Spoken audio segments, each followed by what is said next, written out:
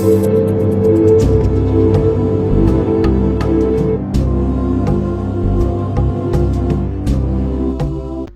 शहर के बर्रा क्षेत्र के निवासी अधिवक्ता शीलेंद्र सिंह के विरुद्ध साजिश के तहत 26 नवंबर को कुछ दबंग किस्म के व्यक्तियों द्वारा उन्हें विवाद हेतु उकसाया गया, जिसके पश्चात उनके ऊपर गंभीर धाराओं में मुकदमा लगाकर उन्हें मानसिक व सामाजिक रूप से परेशान किया गया, जिसके तहत अधिवक्ता शीलेंद्र सिंह पर आईपीसी की धारा 452, 323, 504, 506, 326, 394, 147 के तहत जेल भेजने का षड्यंत्र रचा गया, जिसमें विवेचना के दौरान कुछ धाराओं में होना नहीं पाया गया, जिसके चलते अधिवक्ता को सेम डे बेल पर रिहा किया गया।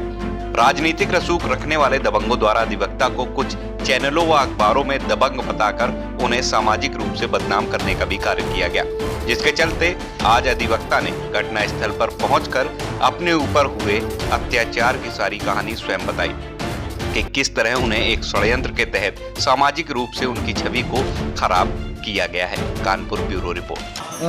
मेरा नाम है शीलेंद्र सिंह एलियस सूरज सिंह उर्फ सूरज सिंह। मैं एडवोकेट पेशे से मैं अधिवक्ता हूं और मैं दिल्ली बार काउंसिल में रजिस्टर्ड अधिवक्ता हूं। मेरा रजिस्ट्रेशन नंबर है D/4264/21। क्या वारदात हुई है आपके साथ? वारदात भाई साहब ऐसा हुआ कि ये 26 तारीख नवंबर का महीना शाम को लगभग समय रहा होगा 5 बजे मैं आ रहा था लौट करके कोर्ट से, और यहाँ पर मेरी गाड़ी ऐसे आई है, थार गाड़ी है मेरे पास, जिसका डायमेंशन क्या है, चौड़ा है थोड़ा सा जी, ठीक है। आप लोग देख पाएंगे पीछे आपके गाड़ियाँ से भी ये रास्ता कितना कंजेस्टेड है, जिसको आप दिखा दीजिएगा जी जी। तो रास्ता बहुत कंजेस्टेड था जी। और साथ ही हमारे घर के पड़ोस में एक लोगों का कार्यक्रम हो रहा था, तिलक था, हमारी बहन है दीक्षा जी। तो उस वजह से क्या था कि बहुत गाड़ियां जो है आना जाना हो रहा था जी। उसी में एक गाड़ी और मेरे जानने वाले थे चूँकि, तो उन्होंने गाड़ी अपनी लाई, उन्होंने मेरी गाड़ी देखी थी जी। बट ये था हम लोग की अंडरस्टैंडिंग थी पास करके निकल जाएंगे, तो उनकी गाड़ी आई थी और चूँकि पीछे गाड़ियाँ हैं तो 3 गाड़ियाँ इस चौड़ाई में, और जहाँ की अनऑथोराइज चबूतरे बने हुए हैं गाड़ी में, तो ये पॉसिबल नहीं था। गाड़ी उनकी आ करके मेरे से बिल्कुल यूँ लगभग ही आ गई थी, ठीक है। कन्फ्यूजन हुआ था हम दोनों के बीच थोड़ा सा, तो उसमें मेरे लिए क्या पॉसिबल नहीं था कि अगर मैं गाड़ी अपनी मूव करता हूँ तो दोनों गाड़ियाँ डैमेज हो जाएंगी अगर सीधी मूव कर दूँगा। That's why it was very necessary to मुझे इस अपने गाड़ी को, क्योंकि पॉसिबिलिटी मेरे पास बची थी कि मैं अपनी गाड़ी को मूव कर सकता था, उनकी गाड़ी ब्लॉक थी बस। दैट्स वाई मैंने अपनी थार कार को हल्का सा इस तरफ किया। मेरा कोई इंटेंशन नहीं था कि इनका चबूतरा डैमेज हो, कभी नहीं, मैं इनसे कभी मिला दूँगा जी, ठीक है। मैं यहाँ रहता जरूर पर इनसे कोई बातचीत नहीं। हल्के से मेरी गाड़ी टर्न हुई है और आप लोग दिखा दीजिएगा तो टायर मेरा जो है थोड़ा सा उसमें लगा है, ये छोटा सा डैमेज है, जिसके लिए इन्होंने ऑब्जेक्शन किया। That is I know farewell. मैंने इनसे कहा भी कि देखिए आपका जो डैमेज है मैं उसको देने को तैयार हूँ, या आप अगर अलाउ करें तो मैं अपने मतलब जो नुकसान हुआ तो उसकी भरपाई करने के लिए आप तैयार थे। पर आई डोंट नो कि प्रीवियस इंटेंशन था इन लोगों का, प्रायर इन लोगों का पूरा इन लोगों ने तैयारी कर रखी थी। ये बात मुझे बाद में पता चल गई, जिसमें इन्होंने अपने क्या नाम है 1-2 अपने आस पास के लोगों को, वो लोग प्री प्लान माइंडसेट से थे। और इसमें नया एक बूथ अध्यक्ष बना है, क्या नाम है? नाम है उसका आशीष तिवारी जी। हम लोग उसको बहुआ छोटा भाई है हमारा, कभी हमारा उससे विवाद नहीं रहा कभी भी, और ना आज है जी। और उस मामले में इनके बहकावे में या किसी के उसमें आकर के वो क्या करे, उन्होंने नए बूथ अध्यक्ष बने थे, पावर उनके सर पे चढ़ी हुई थी, नए लड़के हैं, उन्होंने ज़मीनी स्तर पे मुझे नहीं लगता कि कोई कार्य किया। उन्होंने एक साइकिल की चैन लेकर के आए थे, वो पीछे लिए हुए थे साइकिल की चैन जी। और ये भाई साहब हमारे जो इसमें वादी हैं जीतू चौहान जी, और वो बिल्कुल एडामेंट थे कि उन्हें लड़ाई ही करनी है, और बात बिल्कुल वो उस पर आ गई थी जी। तो इन्होंने पहला जो मतलब मुझे प्रोवोक किया जी पूरा, और सडनली इन्होंने मुझे मेरे साथ में एक लोग थे तो उनको पीछे की तरफ धकेला, तो धकेलने की वजह से फिर ये हुआ। हमने अपना बचाव करने के लिए हम जैसे ही पीछे थे तब तक इनके साथ में बूथ अध्यक्ष और उनका भाई जिसका नाम रजनीश तिवारी है, प्लस ये इन्होंने हम लोगों पर हमला किया।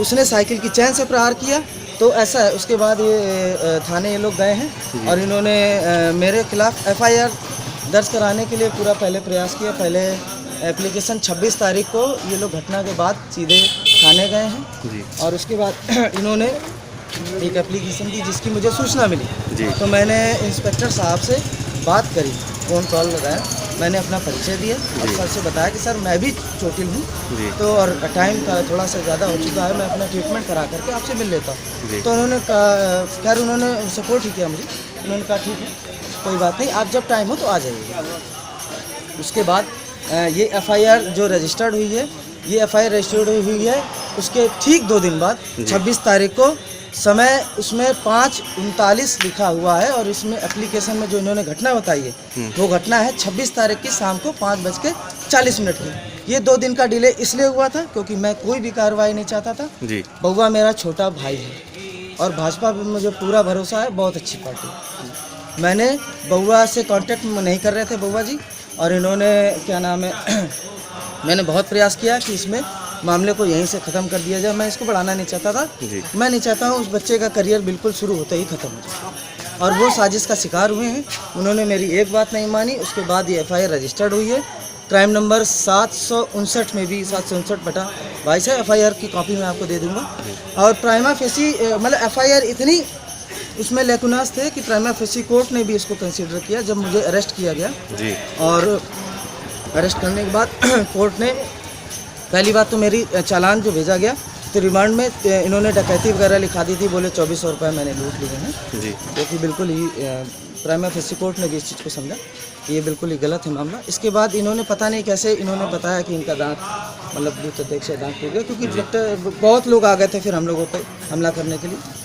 तो मैं भी धक्का मुक्की में कहीं गिरे हो या टूट गया हो, मैंने बिल्कुल ध्यान नहीं दिया। और उसके बाद इन्होंने 326 डिसफिगरेशन में भी लिखाई, और एफआईआर में को देखते हुए मजिस्ट्रेट साहिबा हैं, उन्होंने ये देखा कि 326 नहीं बनती है तो उसे कन्वर्ट किया गया है 325 में, जी और 394 हटाई गई है। जी इसके अलावा जो धाराएं हैं वो बेलेबल थी, जी तो दैट्स वाई मुझे सेम डे बेल मिल गई। बेल दी गई है। तब मैं बेल लेकर के और अभी रिलीज हूँ। तो आप आज प्रेस कॉन्फ्रेंस आयोजित करने का आपका मेन उद्देश्य क्या था? मेरे उद्देश्य मैं 2-3 चीज़ें एक बताना चाहता हूँ समाज में, कि देखिए पहली बात तो कभी भी छोटी छोटी बातों को अपना ईगो इतना बड़ा नहीं करना चाहिए, जी और खास करके जब आपके सामने कोई छोटा है आपसे उम्र में, तो जी। ट्राई करना चाहिए कि जितना संभव हो जी लड़ाई झगड़ा नहीं, लड़ाई और झगड़ा अंतिम विकल्प होता है, जी जी जी ठीक है मेरी नहीं। बिल्कुल बिल्कुल और दूसरी चीज़ मैं ये बताना चाह रहा हूँ कि मीडिया हाउसेस जी। ने मुझे कुछ मीडिया हाउसेस ने, वो भी इन्हीं लोगों के उसमें इन्फ्लुएंस में, उन्होंने मुझे थोड़ा सा गुंडा बदमाश वगैरह बताया है। जी। और जो भी मैं बिल्कुल भी नहीं, शांति प्रिय आदमी हूँ। मैंने आज तक मेरा कोई मुकदमा है, ना ही मेरी किसी से लड़ाई है। तो मैं चाह रहा हूँ कि मेरी इमेज को भी, क्योंकि मेरी फैमिली बहुत परेशान है, मेरी माता बेचारी रो रो के जी जी जी